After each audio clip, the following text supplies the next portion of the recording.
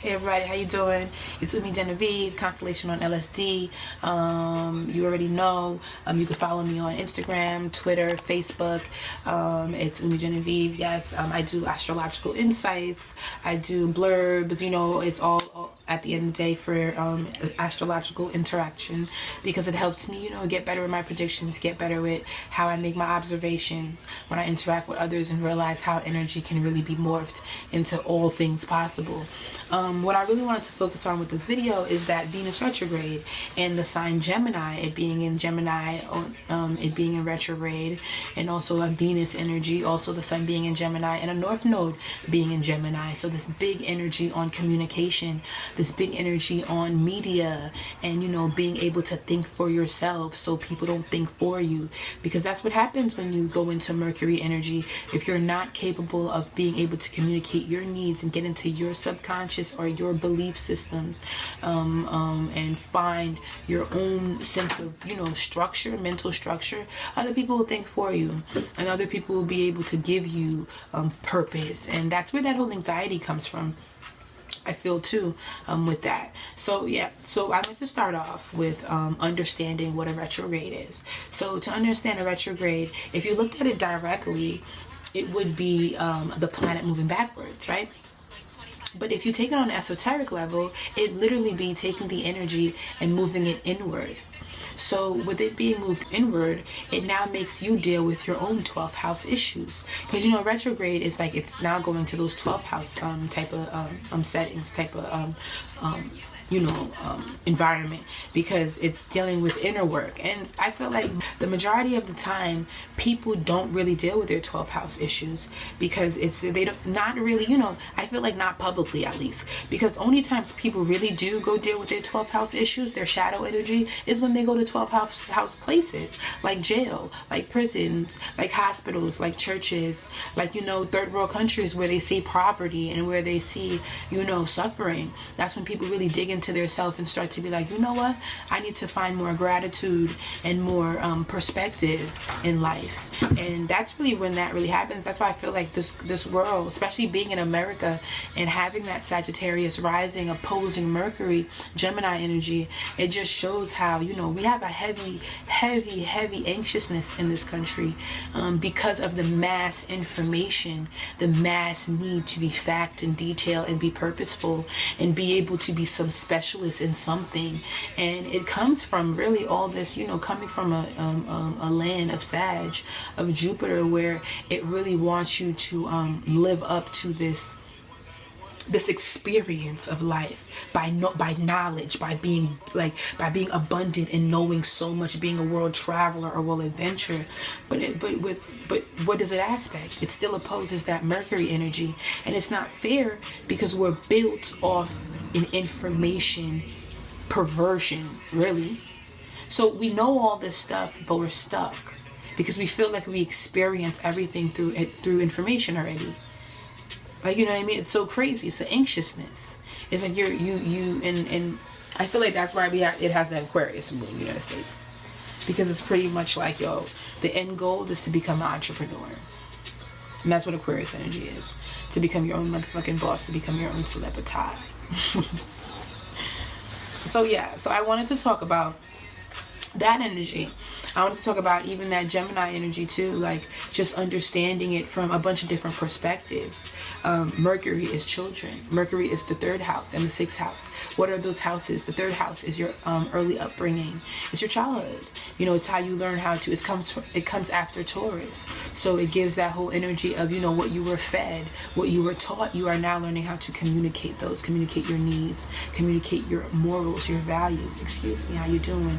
Thank you. Holding the door. You know, those things you learn in kindergarten and grade school. You know. And that's that whole energy there. So children is a theme with this Gemini energy. Children is a theme with this with the whole Gemini energy. Children is a theme. Their education, their everyday you know, routines is going to be a big theme for this upcoming 18 months. This definitely this month. You know, just an overall theme is going to be around that. The children, I feel like a big thing too is going to be like vaccines and stuff like that. And that's where I feel like a side note, right? That's why I feel like Trump could, like, you know, and I'm not trying to spread propaganda or be like, you know, fucked up, but, you know, that's why I feel like Trump could win, because like he has an autistic son, so like he could be against that, and that gives you the idea that this man is, what is that amendment, you know, the freedom of speech, the freedom of choice. And you know, shit is just fucking crazy. That's what I'm saying. It's just like there's such a heavy control of the media because Sagittarius rising, which is all about imposing some sort of law. And as you see, like, what is America about? You know, being able to go up there because it opposes Gemini, being able to spark up. What does this Gemini and Virgo do? Spark up some type of, you know, write up so they could pass a law. That's why America always, like, I feel like America has the most, what is that thing, like, laws like where they go against each other, like loopholes in the fucking laws, like where you could do one thing in law but then you can't do the other thing in law because it's too much Gemini. It's like the opposition of Gemini, and then the massness, because you know Jupiter, Sag energy, they overdo things. So there's an overdone of things when it comes to media and public speaking and just being able to voice your truths. America does have, you know, it goes against its own self with the fact that it gives freedom of speech. If you look at it on that level, I'm not trying to push nothing crazy, you know, I'm with the shits. Like, I do astrology, I'm with the shits, but I'm just trying to make you open up your perspective and see how, you know, the anxiety is really coming from mass, like just mass propaganda. It's like you read one thing, your mood is up, and then you read the next thing, or you see the next thing on the news, and your emotions are down. And that's just the whole energy of Mercury, being able to relax your mind so you could go towards that whole Jupiter. Because America having a Sagittarius rising is all about living that American dream, that American adventure. Because Jupiter, living that experience, abundance. But since it opposes Gemini, it can only come really in the mental. You can only be able to experience and take in certain things and the type of quality of life if you tame this part, Gemini and Virgo. That's why the retrograde gets so crazy, because when the energy goes inward, people want to act and stimulate it. They want to do something. What does Gemini and Virgo want to do? So when Mercury goes retrograde, or Gemini energy goes, or Virgo energy goes retrograde, like it just makes the person want to stimulate or do something. Virgo said, like, oh my God, I need to find purpose. I need to find purpose. Let me do something. Gemini said, oh my God, I need to talk to somebody. So yeah. So like the whole energy of that Gemini energy, and like they just want to, like, in Virgo Mercury energy, they just want that mental stimulation immediately, you know. And that's really, when the retrograde goes, that's what's happening. That's what makes people hit other people up during it, because it's like, I need to stimulate my mind, I need to find purpose. Like, why am I thinking about this? It must have purpose, right? But really it's just mass communication, mass energy. Because if you took that energy and you put it in Sag and Pisces energy, 9th and 12th house energy, you'll realize if you just go sit down and give yourself and just look at things more in of an experience and not necessarily purpose or to specialize or find the facts of things, you'll be able to understand true mutable energy. Not saying that you can't understand it through Gemini and Virgo, but it's just that both needs to be balanced, because if you stay in purpose and facts, you'll feel like you'll be missing out on a life of, you know, Jupiter, of experience and abundance. But if you go too much in experience and abundance, you'll feel like you're missing out on a life of purpose and of actual, you know, being known or being specialized in something where you're like, oh my God, I was really good at that and people knew me for that. So yeah. So that's why understanding the retrograde and understanding Mercury energy is important, even in your own chart, to understand these retrogrades. When you look at Gemini and you look at Mercury or retrogrades in general, you gotta look at how you handle retrogrades, how you handle 12th and 9th, how you handle 12 houses. You gotta look at how you handle Mercury. So you gotta look at 6th and 3rd houses, or Gemini and Virgo. You gotta look at that, because that's gonna show you how you deal with your own inner processing of information. I have a Sagittarius Mercury, so you know, I already know that I'm someone that I take information in a way where it kind of I have to learn. Like, I gotta be taught. That means I gotta judge. Yep. Because I'm a Sag. A know-it-all. I think I experienced life already. Because it's in detriment. It's in the opposite sign.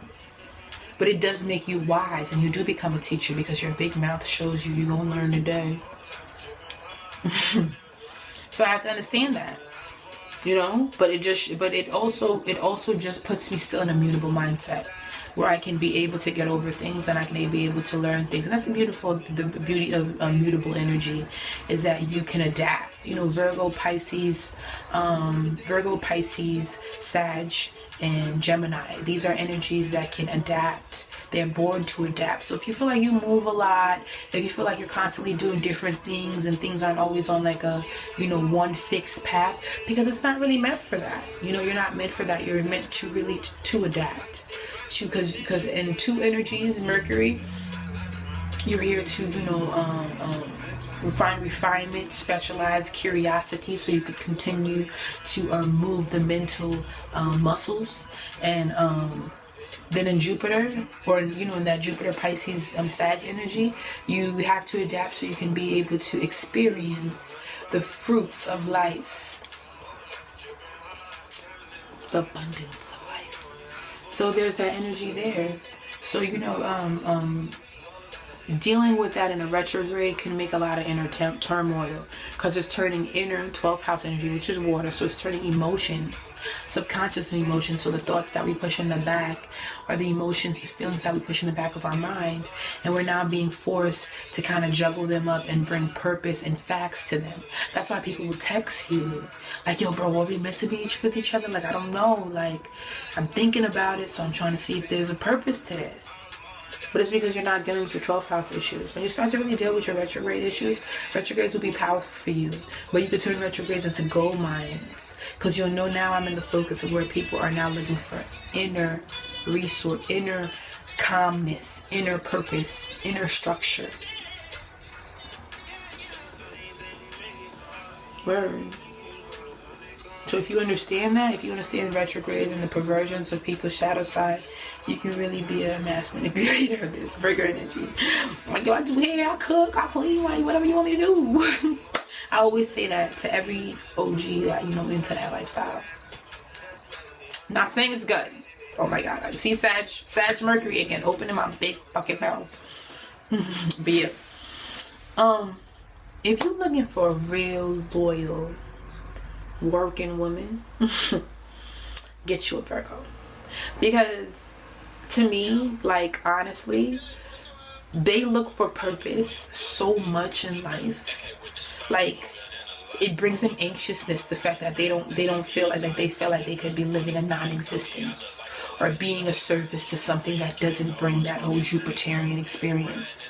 That's why they could get swindled by dudes who could talk a good talk, because you know, Geminis or like Sag energies, because they're looking for that, you know, bigger picture to why they go so hard or look for purpose for so much.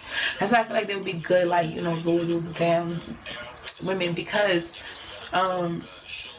if you show them a sense of, you know, purposefulness, they will do in their power whatever that you need done. You know, because it's that Mercury energy, but it's put in the service, 6th house of skill, work, ability. Like, I can work now, I can do something, I can make money off this, because it moves into Libra. So yeah, it's just I feel like it's a very methodic energy, and when you put that in mental, when you put such a practicality to the mentality, it can make, look at Virgos. Like, if you look at Virgos, these are powerhouses. These are people who, you know, they perfect their craft because they practice. So yeah. But yeah, I wanted to really do a video on this. I hope you understood, because I know